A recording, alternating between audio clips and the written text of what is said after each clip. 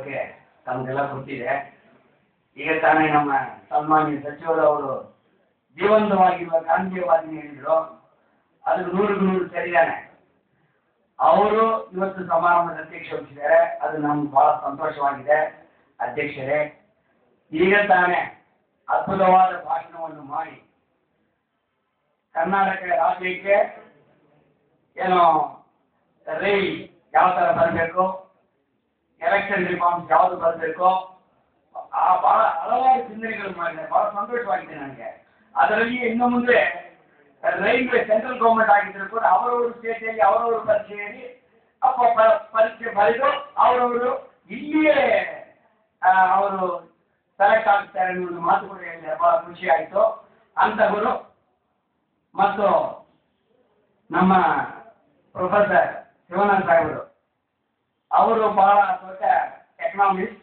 ಅವ್ರಿಗೆ ಇನ್ನೂ ಕೂಡ ಯಾಕೆ ಒಂದು ಸ್ಥಾನಮಾನ ಸರ್ಕಾರದಲ್ಲಿ ಸಿಕ್ಕಿಲ್ಲ ನನಗೆ ಬಹಳ ಆಲೋಚನೆ. ಯಾಕಂದ್ರೆ ಇಂಥ economist go to the government and guide. ಯಾಕಂದ್ರೆ ಇವತ್ತು ರಾಜ್ಯದಲ್ಲಿ ಮೇಲೆ ಮೇಲೆ ಬರಬೇಕಂದ್ರೆ ಇಂಥವ್ರ ಕೈಯಲ್ಲಿದೆ.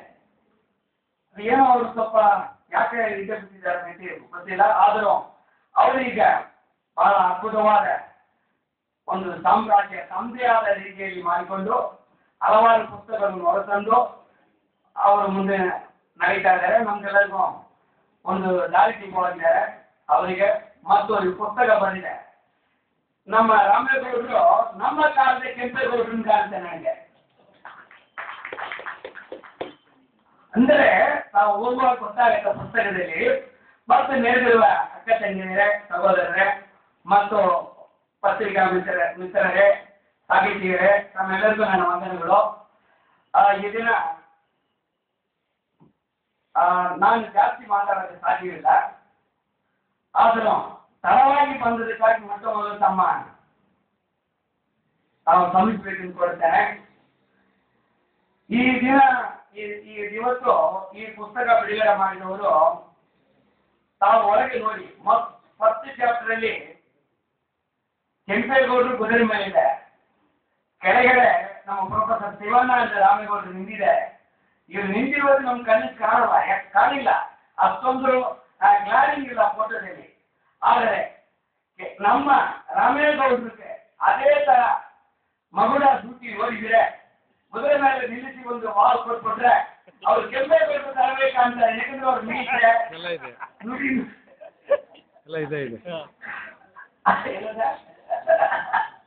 ಆ ತರ ಇದೆ. ಬಹಳ ಸಂತೋಷ. ಈಗ ಹಲವಾರು ಜನ ನಮ್ಮ ಕೆಂಪೇಗೌಡರ ಬಗ್ಗೆ ಪುಸ್ತಕ ತಂದಿದ್ದಾರೆ.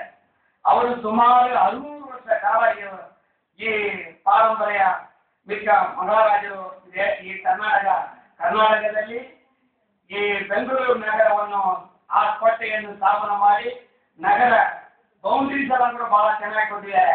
ಇವರು ಎಲ್ಲಿಂದ ಬಂದಿದ್ದಾರೆ ಅವರೇ ಹೇಳಿದ್ದಾರೆ. ಪುತ್ತೂರು, ಅದು ಕಾಂಚೀಪುರದಿಂದ ಬಹಳ ಕಾಂಚಿನಿ ಹೇಳ್ತಾರೆ, ಕಾಂಚೀಪುರ. ಈಗ ಅಲ್ಲಿಂದ ಬಂದವರು, ಅಲ್ಲಿಂದ ಇಲ್ಲಿ ಬಂದವರು ಇವತ್ತು ಬೆಂಗಳೂರು ನಗರ ನಿರ್ಮಾಣ ಮಾಡಿ ಅದರ ಬಹಳ ಬುದ್ಧನಿಗೆ ಜ್ಞಾನೋದಯ ಮೂಲ ಕಾರಣ ಏನು, ಮರದ ಕೆಳಗೆ ಧ್ಯಾನ ಮಾಡಿದ್ದಾನೆ. ಅದೇ ತರ ಈ ಕೆಂಪೇಗೌಡರು ಕೂಡ ಮರದ ಕೆಳಗೆ ಅಂಚಿಂಗ್ ಹೋದವರು ಅಲ್ಲಿ ಸ್ವಲ್ಪ ನಿದ್ದೆ ಮಾಡಿ ಯೋಚನೆ ಮಾಡಿದ ಸಮಯದಲ್ಲಿ ಅವ್ರಿಗೆ ಯಾಕೆ ಒಂದು ನಗರ ಕಟ್ಟಬಾರದು ಕೂಡ ಮರದ ಕೆಳಗೆ ಅಲ್ಲಿಗೆ ಬಂದಿದೆ ಅವರಿಗೆ. ಆ ತರ ಬಂದ ಮೇಲೆ ಅವರು ಬೆಂಗಳೂರು ನಗರ ಕಟ್ಟಬೇಕೆಂದು ಹೇಳಿ 1532 ಅಲ್ಲಿ ವಿಜಯನಗರ ಸಾಮ್ರಾಜ್ಯದ ಅಚ್ಯುತರಾಯರಿಂದ ಪರ್ಮಿಷನ್ ಪಡೆದು, ಯಾಕಂದ್ರೆ ಅವರು ದೊಡ್ಡ ಮಹಾರಾಜರು, ಅವರು ಪರ್ಮಿಷನ್ ಪಡೆದು 1537 ಒಂದು ನಗರ ಕಟ್ಟಿದ್ದಾರೆ. ಅದು ಬೆಂಗಳೂರಲ್ಲೇ ಸೆಲೆಕ್ಟಿದ್ದಾರೆ ಆ ಕಾಲದಲ್ಲಿ. ಇವತ್ತು ಬೇರೆ ಬೇರೆ ಕಲೆಗಳು ಹೇಳ್ತಾರೆ ಬೆಂದಗಾದ ಬದಲಾವಣೆಯಾಗಿ ಬೆಂಗಳೂರು ಬಂದಿದೆ ಹೇಳ್ತಾರೆ. ಅದು ಇಲ್ಲ ಅಂತ ಕೂಡ ಶಿಲಾಶಾಸನಗಳಿಂದ ಪ್ರೂವ್ ಮಾಡಿದ್ದಾರೆ. ಈ ತರ ಬೆಂಗಳೂರು ನಿರ್ಮಾಣ ಆಗಿದೆ. ಬೆಂಗಳೂರು ಬೌಂಡ್ರಿ ಇವತ್ತು ನೋಡಿದ್ರೆ ಇವತ್ತು ನಾವು ಮಾತಾಡ್ಕೊಂಡು ಬಂದಿದ್ದೀವಿಲ್ಲ. ಈಗ ಮೈಸೂರಿಗೆ ಮುಂಚೆ ಮಂಡ್ಯದಿಂದ ಶುರುವಾಗುತ್ತೆ. ಈ ಕಡೆ ತಮಿಳುನಾಡು ಬೌಂಡ್ರಿ, ಆ ಕಡೆ ಆಂಧ್ರ ಬೌಂಡ್ರಿ, ಓಸೂರು ಮತ್ತು ಇದೆಲ್ಲ ಹೊರಗೆ ಬರುತ್ತೆ. ಈ ತರ ಬಹಳ ದೊಡ್ಡ ಆ ಕಾಲದಲ್ಲಿ ದೊಡ್ಡದೇ ಇದು ಸ್ಥಾಪನೆ ಮಾಡಿ ಬಹಳ ಚೆನ್ನಾಗಿ ಕೋಟೆಗಳು, ನಗರಗಳು, ಮತ್ತು ಯಾವ ರೀತಿಯಲ್ಲಿ ನೀರುಗಳು ಕೊಡಬೇಕು, ಒಕ್ಕಲಿಗೆ ಯಾವ ತರ ಮಾಡಬೇಕು, ದೇವಸ್ಥಾನಗಳು ಯಾವ ತರ ಕಟ್ಟಬೇಕು ಮತ್ತು ಎಲ್ಲ ರೀತಿಯಲ್ಲಿಯೂ ಅವರು ಸಹಕಾರ ಮಾಡಿ ಹೋಗಿದ್ದಾರೆ. ಒಂದು ವೇಳೆ ಈ ರಾಜರು ಆ ಕಾಲದಲ್ಲಿ ಇದೇ ತರ ಬೆಂಗಳೂರು ಇಡಬೇಕು, ಇದೇ ತರ ವ್ಯವಸ್ಥೆಗಳನ್ನು ಮಾಡಬೇಕು ಎಂಬ ಒಂದು ಅಭಿಪ್ರಾಯ ಇಲ್ಲದಿದ್ರೆ, ಒಂದು ವೇಳೆ ಕೆಂಪೇಗೌಡರು ಪರಂಪರೆ ಇಲ್ಲದಿದ್ದರೆ ಇವತ್ತು ಬೆಂಗಳೂರು ಏನಾಗಿರುತ್ತೆ ಯೋಚನೆ ಮಾಡಬೇಕಾಯ್ತು. ಮೈಸೂರು ಮಹಾರಾಜರು ಅವರೆಲ್ಲ ಬಹಳ ಚೆನ್ನಾಗಿ ಆಳ್ವಿಕೆ ಮಾಡಿದ್ದಾರೆ. ಅವರು ಆಳ್ವಿಕೆ ಮಾಡಿದ ಆ ಕಾಲದಲ್ಲಿ ಅವರೇ ಈ ಕೆಂಪೇಗೌಡರು ಸಂಪ್ರದಾಯ ಅವ್ರ ಮೇಲೆ ಒಂದು ಕಪ್ಪಪಾಳ ಎಲ್ಲ ಕಟ್ಟಿ ಕೊನೆಗೆ ಅವ್ರು ಇಲ್ಲ ಮಾಡುವುದು ಅವರೇ. ಆದರೂ ಒಂದಾನೊಂದು ಕಾಲದಲ್ಲಿ ಮೈಸೂರಿದ್ರೆ ಬಹಳ ಕೀರ್ತಿ ಇತ್ತು. ಮತ್ತೆ ಪ್ರಜಾಪ್ರಭುತ್ವದಲ್ಲಿ ಕೂಡ ಅಲ್ಲಿ ಇದು ಮೈಸೂರಿಗೆ ಸೇರಿದೆ. ಅದು ಕಾಲ ಬದಲಾವಣೆಯಾಗಿ ಬೆಂಗಳೂರಿಗೂ ಬರಬೇಕಂದ್ರೆ ಕೆಂಪೇಗೌಡರ ಪ್ರಭಾವಶಾಲಿ ಎತ್ತಿದ್ದೀನಿ ಇವತ್ತು ನಾವು ಕಾಣುತ್ತೆ, ಇದು ಎತ್ತು ತೋರಿಸುತ್ತೆ. ಅಂದ್ರೆ ಬೆಂಗಳೂರು ನಗರ, ಬೆಂಗಳೂರು ಬಹಳ ಯಶಸ್ವಿಯಾಗಿ ಬರಬೇಕಿದೆ. ಅವರು ಏನು ಕನಸಿಲ್ಲ, ಅವರು ನನ್ನ ಅವರಿಗೆ ಚೆನ್ನಾಗಿರ್ಬೇಕು, ನನ್ನ ಸಮಸ್ಥಾನದಲ್ಲಿ ಎಲ್ಲರೂ ಚೆನ್ನಾಗಿರ್ಬೇಕು ಎಂದು ಕನಸು ಕಂಡಿದ್ರು. ಸ್ಥಿರವಾಗಿ ಅವರು ಸಾಮ್ರಾಜ್ಯ ಇರಬೇಕಿದೆ ಹೇಳಿ ಅವರು ಯೋಚನೆ ಮಾಡಿದ್ರು. ಆದರೆ ಅದೇ ನಗರ ಇವತ್ತು ಬಹಳ ವಿಸ್ತಾರವಾಗಿ ಆಗಿ 198 ಕಾರ್ಪೊರೇಟ್ ಬಂದು ಕೊಂಡುಕೊಳ್ಳುವ ರೀತಿಯಲ್ಲಿ ಬಹಳ ಚೆನ್ನಾಗಿ ಅದು ವ್ಯವಸ್ಥೆ ಮಾಡಿ ಹೋಗಿದ್ದಾರೆ. ಇದು ಸಂತೋಷದ ಮಾತು. ಅದೇ ರೀತಿಯಲ್ಲಿ ಕೆಂಪೇಗೌಡರು ಕೊಟ್ಟ ಕೊಡುಗೆ ಹಲವಾರು ಜನ ನಾನು ಮೊದಲೇ ಹೇಳ್ತೇನೆ. ಆ ಕೊಡುಗೆಯಿಂದ ಇನ್ನು ಮುಂದುವರಿಸ್ತಾ ಇದ್ದೀವಿ. ಅವತ್ತು ಕೆಂಪೇಗೌಡರು ಸೊಸೆ ಕೂಡ ಒಂದು ತ್ಯಾಗ ಮಾಡಿದ್ದಾರೆ. ಲಕ್ಷ್ಮಿ ಏನು ಇದು ಬಾಗಿಲು ನಿಲ್ಲಿಸುವಾಗ ಅದನ್ನೆಲ್ಲ ನಿಂದಿಲ್ಲ, ಏನೇನೋ ಪ್ರಯತ್ನ ಮಾಡ್ತಾರೆ, ಆಗಿಲ್ಲ. ಆದರೂ ಯಾರೋ ಒಂದು ರೋಗಿಗಳು ಬಂದು ಹೇಳ್ತಾರೆ, ಆ ಜ್ಯೋತಿಷ್ಯ ಬಂದು ಹೇಳ್ತಾರೆ, ಇಲ್ಲ ಒಂದು ನರ ಬಲಿ ಕೊಡಬೇಕಿದೆ, ಅದು ಕೂಡ ಗರ್ಭಿಣಿ ಅವರು ಬಂದು ಬಲಿ ಕೊಟ್ಟರೆ ಮಾತ್ರ ಇದು ನಿಲ್ಲುತ್ತೇನೆ ಹೇಳಿ. ಆದರೆ ಇವ್ರಿಗೆ ಆಸೆ ಇಲ್ಲ. ಆ ಥರ ಕೊಟ್ಟರೆ ಏನಾಗುತ್ತೆ, ಇದು ಸರಿ ಇಲ್ಲ, ಇದು ಈ ಸಂಪ್ರದಾಯ ಬೇಡ ಏನು ಹೇಳಿ ಯಾರು ಕೈ ಬಿಟ್ಬಿಟ್ಟಿದ್ದಾರೆ. ಆದರೆ ಈ ವಿಷಯ ಗೊತ್ತಾದ ಲಕ್ಷ್ಮಿ ರಾತ್ರಿಯಿಂದ ರಾತ್ರಿ ಹೋಗಿ ಅವರೇ ತನ್ನ ಕತ್ತಿಯಿಂದ ಏನಾಗಿದ್ದ ತ್ಯಾಗ ಮನೋಭಾವದಿಂದ ಅವರು ಬಲಿ ಕೊಟ್ಕೊಂಡಿದ್ದಾರೆ. ಈ ಬಲಿ ಕೊಟ್ಟ ಕಾರಣದಿಂದ ಅದನ್ನು ನಾವು ನಂಬ್ತೀವೋ ಬಿಡ್ತೀವೋ ಅದು ಬೇರೆ ವಿಷಯ. ಇವತ್ತು ಹಲವಾರು ಸಂಪ್ರದಾಯಗಳು ಬಂದಿದೆ, ಅದೆಲ್ಲ ಸರಿ ನಾವು ಒಪ್ಪಕ್ಕಾಗಲ್ಲ. ಆದರೂ ಕೂಡ ಆ ಕಾಲದಲ್ಲಿ ಆ ಲಕ್ಷ್ಮೀ ದೇವಿಯವರು ಮಾಡಿದ ಸರಿಯಾ ಸರಿ ಇಲ್ಲವಾ ಅದು ಆಮೇಲೆ ವಿಷಯ. ಆದರೂ ತನ್ನನ್ನೇ ಬಲಿಕೊಟ್ಟು ಈ ಬಾಗಿಲು ನಿಲ್ಲಬೇಕಿನ ಹೇಳಿ ದೇವಿ ಹತ್ರ ಪ್ರಾರ್ಥನೆ ಮಾಡಿ ನಿಲ್ಲಿಸ್ತಾನೆ ಹೇಳಿದ್ರೆ ಎಷ್ಟು ಸಂತೋಷದ ಸುದ್ದಿ ಹೇಳಿ ನಾವು ಇವತ್ತು ಕೊಂಡಾಡಬೇಕಾಗತ್ತೆ. ಅದಕ್ಕೋಸ್ಕರ ಅವ್ರಿಗೆ ಕೂಡ ಅವರು ಒಂದು ದೇವಾಲಯ ಕೂಡ ಕಟ್ಟಿ ಅವ್ರ ಮಗಳು ಅವ್ರಿಗೂ ಒಂದು ತ್ಯಾಗ ಮನೋಭಾವಕ್ಕೆ ಇವರು ಒಂದು ದೇವಾಲಯ ಕಟ್ಟಿ ಹೆಸರು ಇಟ್ಟಿದ್ದಾರೆ. ಅಂದ್ರೆ ಮನುಷ್ಯನು ತ್ಯಾಗ ಆಗ್ಬಹುದು ಯಾವಾಗ ತ್ಯಾಗ ಮನೋಭಾವ ಇದ್ದಾರೆ. ಇವತ್ತು ಮಹಾತ್ಮ ಗಾಂಧಿ ಬಗ್ಗೆ ನಾವು ಹಲವಾರು ಸಾರಿ ಮಾತಾಡ್ತಾ ಇದ್ವಿ. ಮಹಾತ್ಮ ಗಾಂಧಿ ಬಹಳ ದೊಡ್ಡ ಪುರುಷರು, ಎಲ್ಲಿಯೋ ಸೌತ್ ಆಫ್ರಿಕಾದಲ್ಲಿ ಕೂಲಿ ಕೆಲಸಕ್ಕೆ ಹೋದವರು. ಅಂದ್ರೆ ಕೂಲಿ ಇದ್ದರೆ ಲಾಯರ್ ಕೆಲಸ, ಲಾಯರ್ ಏನು ತ್ಯಾಗ ಮನೋದಿಂದ ಮಾಡ್ತಾರ.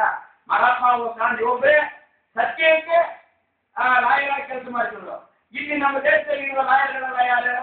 ಲಾಯರ್ಸ ಎಲ್ಲಾರು ನಾನು ಹೇಳಿಲ್ಲ, ಜನರೇ ಚೆನ್ನಾಗಿರೋದು ಲೈಯರ್ಸ್ ಹೇಳಿ. ಅವರವರಿಗೆ ಕೇಳಿದ್ರೆ ವೈದ್ಯ ಅವರ ಲೈನ್ ಹೇಳಿದ್ರೆ ಅನ್ಲೆಸ್ ಐ ಲೈ ಮೈ ಕ್ಲೈಂಟ್ ವಿಲ್ ನಾಟ್ ವಿನ್ ಹೇಳ್ತಾರೆ. ಸುಳ್ಳು ಹೇಳಿ ಗೆಲ್ಲಿಸಬೇಕು ಹೇಳ್ತಾರೆ. ಅವ್ರಿಗೆ ಗೊತ್ತಿದೆ ಒಂದು ಮರ್ಡರ್ ಆಗಿದೆ ಹೇಳಿ. ಬಟ್ ಅವ್ರು ಏನ್ ಮಾಡ್ಬೇಕಾಗತ್ತೆ, ನನ್ನ ಕ್ಲೈಂಟ್ ತಪ್ಪೇ ಮಾಡಿಲ್ಲ ಮರ್ಡರೇ ಮಾಡಿಲ್ಲ ಹೇಳಿ ವಾದ ಮಾಡಬೇಕಾಗತ್ತೆ. ಆ ತರ ಬರುವಾಗ ಅವ್ರು ಮಾಡ್ತಾರೆ. ಬಟ್ ಮಹಾತ್ಮ ಗಾಂಧಿಗೆ ಅಂತಹ ಸನ್ನಿವೇಶ ಬಂದ ಸಮಯದಲ್ಲಿ ನಾನು ಆರ್ಗ್ಯುಮೆಂಟ್ ಮಾಡೋದಿಲ್ಲ, ನಾನು ಸುಳ್ಳು ಹೇಳುವುದಿಲ್ಲ ಹೇಳಿದ್ರು. ಅಂದ್ರೆ ಅವರಿಗೆ ದುಡ್ಡು ಬರೋದು ಸಾಧ್ಯವೇ ಇಲ್ಲ. ಅಂತವರು ಅವ್ರು ಮಾಡಿದ ಮನೋಭಾವದಿಂದ ಅವರು ಆಕ್ಚುಲ್ ಲಾಯರ್ ಕೆಲಸ ಜಾಸ್ತಿ ಮಾಡಕ್ ಹೋಗಿಲ್ಲ.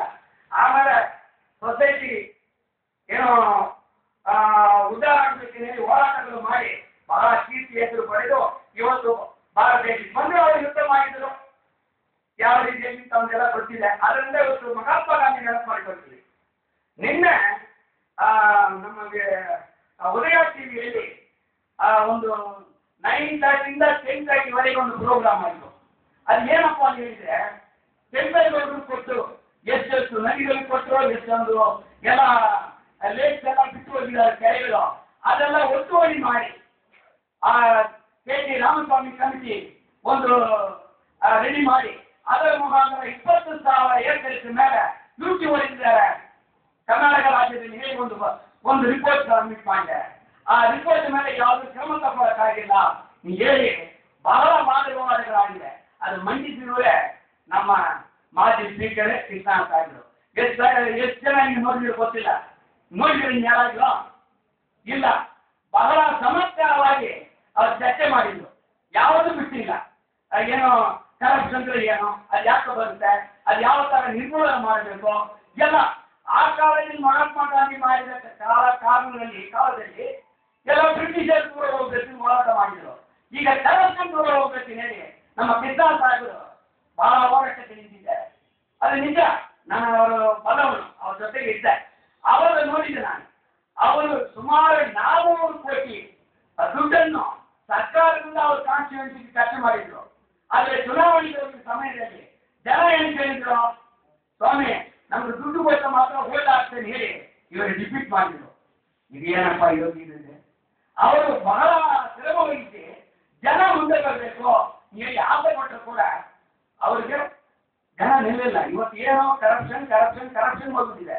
ಅವ್ರು ಏನ್ ಹೇಳ್ತಾರೆ, ಯುವರ್ ಲೂಟಿ ಶೇರ್ ಬಿಡ್ತಾರೆ ದ ಬೂಟಿ, ಈ ತರ ಆಗಿಬಿಟ್ಟಿದೆ. ಈ ತರ ಪಾಲ್ದಾರರಾಗಿಬಿಟ್ಟಿದೆ ಜನ. ಇವ್ರು ಯಾರು ಕೇಳೋದಕ್ಕೆ ತಯಾರಾಗಿಲ್ಲ. ಯಾರಾಗಲೂ ಕೆಲಸ ದುಡ್ಡು ತಗೊಂಡಿಲ್ಲ, ನಿಷ್ಠಾವಂತಾಗಿ ಹೇಳಿದ್ರೆ ಇವನು ಬದುಕು ಗೊತ್ತಿಲ್ಲ ಅದ ವ್ಯಕ್ತಿ ಹೇಳಿ ದೂರ ನಿಲ್ಲಿಸ್ಬಿಡ್ತಾರೆ. ಸರ್ಕಾರದಲ್ಲಿ ಏನಿದ್ರೆ ಒಂದು ಗ್ರೂಪ್ ಆಫೀಸರ್ ಇದ್ರೆ ಯಾವಾಗ ನೋಡಿದ್ರೆ ಒಳ್ಳೆ ಉತ್ತಮ ಪೋಸ್ಟ್ಗಳಲ್ಲಿ ಇರ್ತಾರೆ. ಅವ್ರು ಯಾವ್ದಾದ್ರು ನಿಲ್ತಾ ಇರ್ತಾರೆ. ಕೆಲವರು ಎಲ್ಲಿಯೂ ಕಾಣಿಸೋದಿಲ್ಲ. ಕಾರಣ ಏನಂದ್ರೆ ಈ ಗ್ರೂಪಿನವರೇ they know how to manage and manipulate things. ಅಂದ್ರೆ ಮ್ಯಾನಿಪುಲೇಟ್ ಅಂದ್ರೆ they know how to correct and give ಅಂದ್ರೆ ರೀಟೈನ್ ದ ಪೋಸ್ಟ್. ಯಾವಾಗ ಅವ್ರ ಮೇಲೆ ಕೆಲವು ತಗೊಂಡ್ರೆ ಆಟಗಳು ಬರುವುದಿಲ್ಲ, ಬಂದು ಅವ್ರು ಬಿಡುವುದಿಲ್ಲ, ಗೆದ್ದು ಬಂದ್ಬಿಡ್ತಾರೆ. ಅದು ಎಲ್ಲ ಕಡೆಯಿಂದ ನಡೆಯುತ್ತೆ. ಇದೆಲ್ಲ ನಾವು ಹೋರಾಟ ಮಾಡಬೇಕು ಹೇಳಿ ತಯಾರು ಮಾಡ್ತಿದ್ದಾರೆ. ಅವ್ರು ಹೇಳಿದೆಲ್ಲ ಬಹಳ ಚೆನ್ನಾಗಿತ್ತು. ಅದರಲ್ಲಿ ಒಂದು ಬಾಲಸುಬ್ರಹ್ಮಣ್ಯ ಒಂದು ಮಾತು ಹೇಳಿದ್ದಾರೆ ನೋಡಿ. ಒಂದು ಕೆರೆಯಲ್ಲಿ ಇಲ್ಲಿ ಹತ್ತಿರ 8 ಫ್ಲೋರ್ಸ್ ಬಿಲ್ಡಿಂಗ್ ಎಲ್ಲ ಬಂದಿದೆ. 7 ಜನ ಮಾಡಿದ್ದಾರೆ. ಬಹಳ ದೊಡ್ಡವರು ಸಾಧಾರಣ ಕುಡಿಸಲಲ್ಲಿ ಸೋಪಾನದವರೆಲ್ಲ ಹೋಗಿ ಸೋಪಡಿಯವರೆಲ್ಲ ಏನು ಮಾಡಿದೆಲ್ಲ ದೊಡ್ಡವರು ಅವ್ರ ಮೇಲೆ ಕೇಸ್ ಹಾಕಿದ್ರೆ ಒಂದು ಕೇಸ್ ಏನು 10 ವರ್ಷಕ್ಕೆ ಡೋಂಟ್ ಎಂಟರ್ಟೈನ್ ದಿಸ್ ಕೇಸನ್ನೇ ಹೇಳಿ ಕೊಟ್ಟಿದ್ದಾರಿಲ್ಲ. ಅದು ವೆಕೆಟ್ ಮಾಡೋದಕ್ಕೆ 10 ವರ್ಷ ಆಗಿಲ್ಲ. ಬರೋ ವಿಷಯ ಆಗುತ್ತೆ ಸುಲಭವಾಗಿ. ಅಂತಂದ್ರೆ ಹಣ ಎಷ್ಟೆಲ್ಲ ಆಗಿದೆ ನೋಡಿ ನಾವು ಅರ್ಥ ಮಾಡಿಕೊಳ್ಬೇಕು. ಅಂದ್ರೆ ದುಡ್ಡು ಇರ್ಬೋದು, ಲೂಟ್ ಹೊಡಿಬೋದು, ಹೊಡೆ ಹೊಡಿಬೋದು, ಎಲ್ಲಿಯೋ ಅಂದ್ರೆ ಸೂರ್ಯನು ಹೋಗಾದ ಜಾಗದಲ್ಲೆಲ್ಲ ಈ ಹಣವನ್ನು ಸೇರಿಕೊಂಡು ಬಹಳ ಮಾಡಬಾರದ ಕೆಲಸಗಳೆಲ್ಲ ಮಾಡುತ್ತೆ. They can purchase document according to the principle banking. ಈ ತರ ಒಂದು ಸನ್ನಿವೇಶ ನಮ್ಮ ಭಾರತ ದೇಶದಲ್ಲಿ ಎಲ್ಲ ಕಡೆಯಲ್ಲಿ ಆಗಿದೆ. ಅದೇ ತರ ಜಾತಿ ಇದು ಕೂಡ ಒಂದು ಸೇರ್ಕೊಂಡಿದೆ. ಇದು ಎಲ್ಲ ಹೋರಾಡಿಸ್ಬೇಕು. ನಮ್ಮ ಕೆಂಪೇಗೌಡರ ಪುಸ್ತಕದಲ್ಲಿ ಓದಿದ್ರೆ ಎಲ್ಲಿಯೋ ಒಂದು ಮಾತು ಜಾತಿ ಯಾವ ತರ ಇತ್ತು, ಏನೇನಿತ್ತು, ಇವ್ರು ಏನೇನು ಆಡಳಿತ ಮಾಡಿದ್ರು ಇದ್ರ ಬಗ್ಗೆ ಒಂದು ಮಾತು ಇಲ್ಲ. ಅಂದ್ರೆ ಅವ್ರ ಕಾಲದಲ್ಲಿ ಜಾತಿಯ ಬಗ್ಗೆ ಯಾವುದೂ ಇಲ್ಲ.